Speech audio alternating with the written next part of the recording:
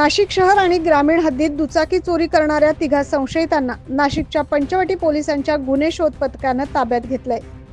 या संशयितांकडून वेगवेगळ्या कंपनीच्या 7 दुचाकी असा एकूण 5 लाखांचा मुद्देमाल हस्तगत करण्यात आलाय।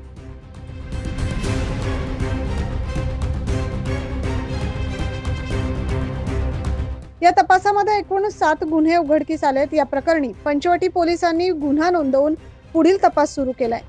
पंचवटी पोलिसांच्या गुन्हे शाखेच्या पथकाला विना नंबर प्लेट असलेली दुचाकी गोदाघाट भागात संशयास्पदरित्या दिसली। पोलिसांनी त्यांना हटकले असता त्यांनी पळ काढण्याचा अयशस्वी प्रयत्न केला।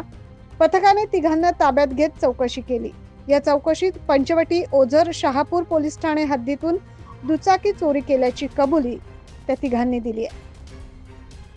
9 न्यूज महाराष्ट्रासाठी प्रतिनिधी अजीज सय्यद।